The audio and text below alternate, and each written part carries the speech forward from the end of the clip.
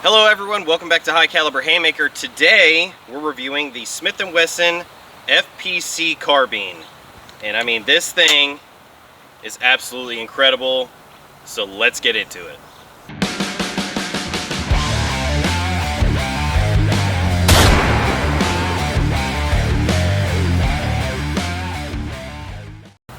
So before we get into today's video, a huge shout out to Palmetto State Armory. That is where I got this full setup from, as far as the firearm itself, the optic, the angled foregrip, and the ammo as well. Palmetto State Armory does press their own ammo. It's called AAC. They've got a variety of different calibers, and so far it's very reliable. We're about to put today, this will be 500 rounds we put through this gun. So this isn't an initial review. It's more so like a 500 round review. I have not cleaned this. I have not oiled it. As you know in my videos, I take you back to the house for a breakdown and clean things up. I took this on vacation with me and went to a range with some family. I'll drop some of that footage in right here.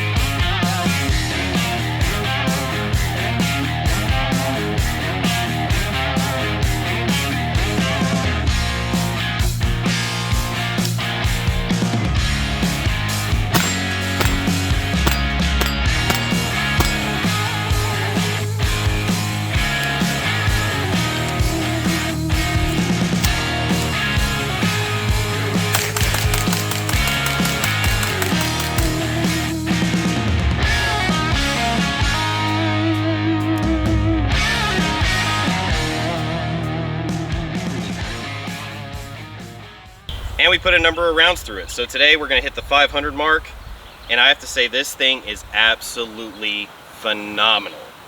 This video is going to kind of be short, sweet, to the point. Like, you'll see what it can do, and we will do a breakdown. That's really what you really need to pay attention to in today's video, because it is a bolt system, so it is similar to an AR-15, sort of. But as far as how it operates, I mean, the recoil is mitigated so well. And with it having that longer barrel, you obviously get that velocity and that accuracy. So we're going to go ahead and dive into it. It comes with one 17 round magazine, and it comes with two 23 round magazines. So we're going to go through all of those, and we will see just how awesome this thing is. So for now, I'm going to leave you on me, shoot some steel targets, and then I'll flip the target or the camera around so you can see the targets as well on a 23 round magazine. So let's go ahead and get into it. This thing is just so fun to shoot.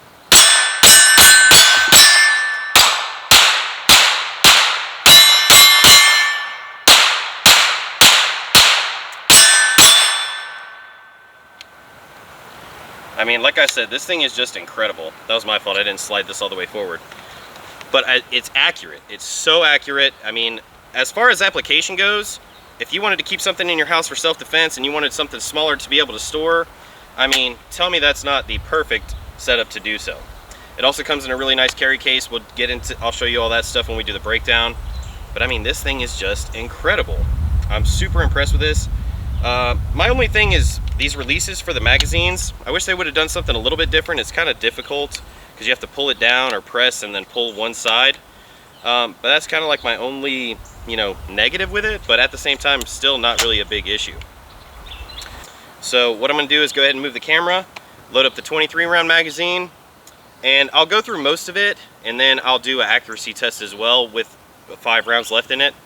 And then we'll go back to the house for the breakdown, and then we'll come back for our mag dump as our final test, as always. Alright guys, I changed my mind. I am going to go through the full 23 round magazine. As you can see, it has that extension here on the bottom. And I'll load up the 17 rounder with the 5 rounds. And let's get into it.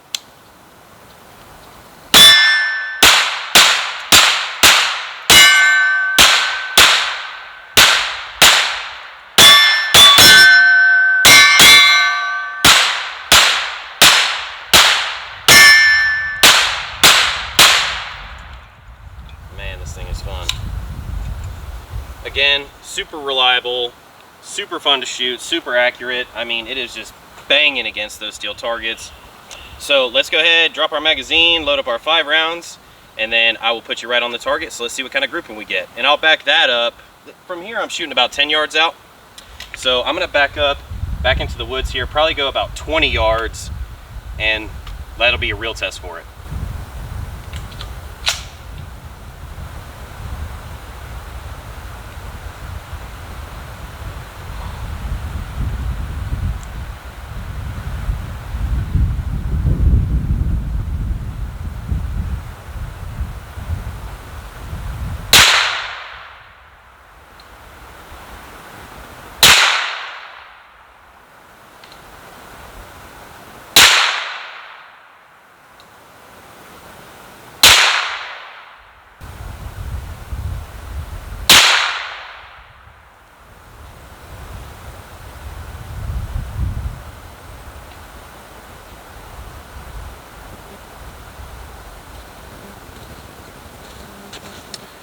Alright guys, as you can see, nice tight group here. Looks like I may have pulled that first one just out of anticipation, but these other 4 all within each other. I mean, it is a clean hole through the target. It's like the accuracy with this thing is just absolutely incredible. We do have the Romeo, I think it's the MSR green dot on here. Excellent optic. Like I said, we're at our 500 rounds today, and I mean, this thing is just incredible. Incredible. Super fun to shoot too. So let's go ahead and take you back to the house. We'll take the break, go through the breakdown. It's a little bit different, so make sure you're paying attention as far as like how to clean this thing up. And then we'll come back and do our final test as always, and do our magnet to see if we can handle that fast fire rate. Alright guys, so I'm going to try and keep this as still as I can for you. With it being a rifle, obviously it's going to take up more of the table. So we do have it folded out. First thing we're going to do is drop our magazine and check to make sure our chamber is clear, which it is. So this breakdown is a little different, so like I said in the beginning, make sure you're paying attention. First thing we're going to do is drop our magazines on each side of the buttstock. And like I said, I'm going to do as best I can to get this on camera for you. So what you have to do is place your rifle in a vertical position, okay? Then you're going to pull on this tab here. And while you're pulling this tab for the mag release, see how it comes out a little bit, you're going to push down on the rifle, and that's going to allow that pin to come out even further, and that separates your buttstock from the buffer tube on the back of the carbine here. So then you're going to depress your spring a little bit, and it should allow you to push your pin here. You kind of got to finagle it a little bit. And if I flip it over, you'll see how the pin's coming out. Just finagle it to where you can wiggle it up out of there. And like I said, this one's a little interesting, so you got to play with it a little bit. And there we go. Now, of course, your spring is going to be under tension, so be aware of that. You're going to pull your spring all the way out. So we have our spring and the rear of our buffer here. All right. So next, we're going to flip the rifle on the top of itself. Then you're going to take your charging handle and pull that to the rear all the way back. That's going to bring your bolt back. So you're going to slide this back forward. There's this little pin right here that needs to fall out. So we're going to flip it back on its top side. I'm going to show you something very important. See this hole right here? That'll literally allow your pin to fall out. You should have seen that right there. When you line that hole up on the top of the buffer tube with your bolt, it will drop that pin out. And of course, we'll do everything in reverse order so I can make sure you guys see everything clearly. So now you should be able to just pull your bolt out the back. Nice and dirty. And then if you want to, you can remove your charging handle. You can slide it back, and then there's a little notch that lifts it up and out, just like that. And that is your field strip. So the bolt's a very interesting setup. Excuse me, it's 2 pieces. It only goes one way. So you see how it falls in just like this right there. So this is basically, see, it won't come off this way. So this is basically the whole operation of the inside, and this is just a weight to mitigate recoil. So I'm going to get all this cleaned up, and then we'll put it all back together. And kind of a little bit slower too, just to make sure everything's correct. So I'll be right back. All right, all cleaned up. So now we're just going to do everything in reverse order, but I am going to slow it down a little bit. Like I said, I apologize for the shakiness. The camera is mounted to the table. So I'm going to try and do this as smooth as possible for you. So first we're going to put our charging handle back in, which you kind of have to do it at a little bit of an angle. It's got like these little grooves here.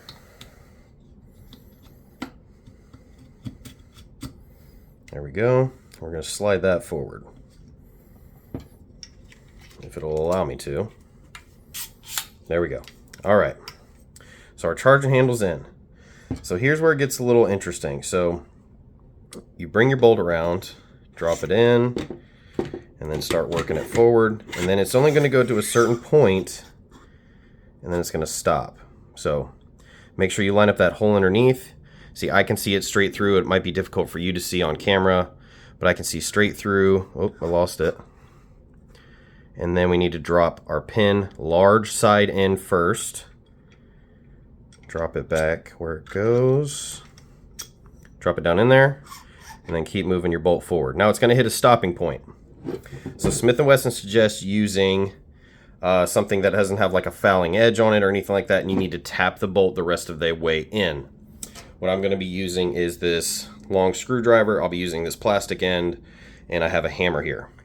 So I would imagine that the table's going to shake a lot, so I will do my best to try and not do that, but bear with me. If it does get really choppy, I'll just cut forward to the very end of it.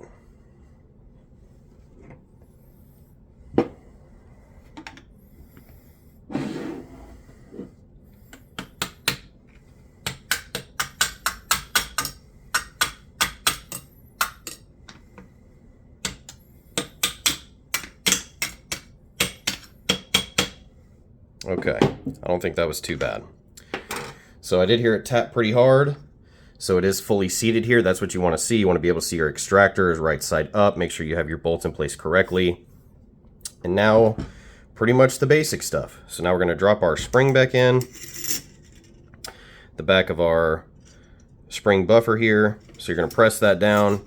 Have your pin ready, because like I said, with it being under tension, you're going to want to be able to just kind of push all that back together as quickly as possible. So let's see if we can get this worked in there.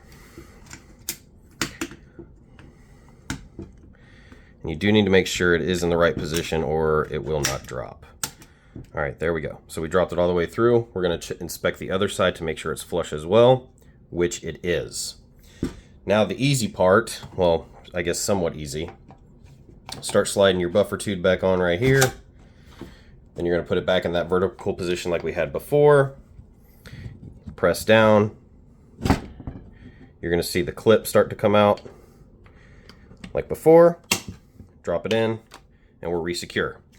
So now, let's go ahead and point our weapon in a safe direction. We're going to do a functions check. Good. Charge the handle. Pull again.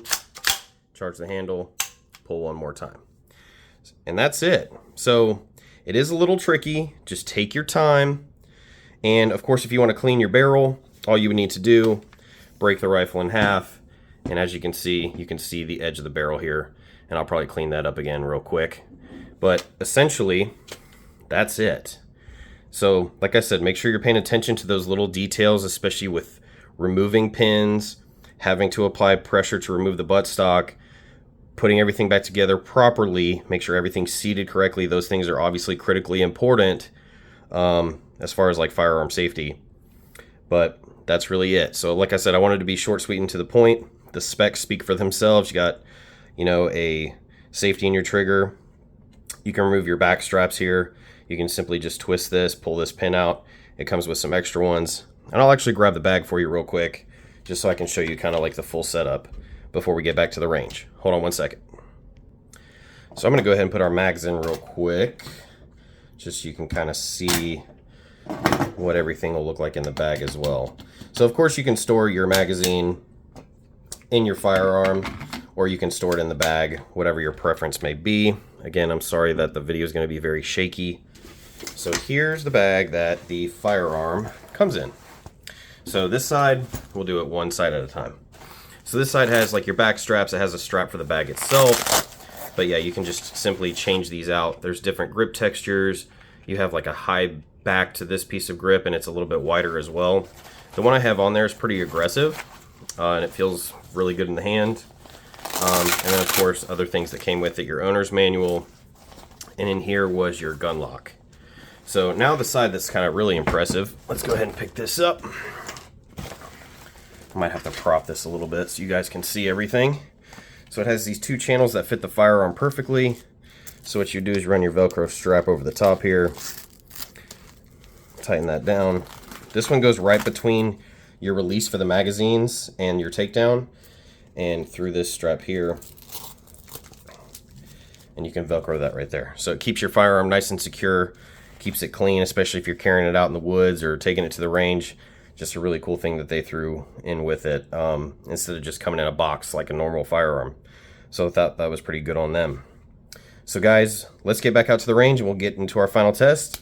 And we also have a really great announcement for you. Alright guys, before we get into our Magnum test for the fire rate, I'm happy to announce that we are officially affiliated with PSA. So I'm going to have links down in the description below for everything. I'm going to have the firearm there, the optic there, and so everything will be in the description below, so easy access for you guys. Be sure to click that link, go check out their website. They have daily deals all the time. You might find this at a discounted price, ammo, and lots of other options out there. So really happy to do that for you guys, and super happy to be affiliated with Palmetto State Armory. So I'm going to back up here, and then we are going to dump this mag into that steel target here on the end, and let's see if we can get it to ring the entire time.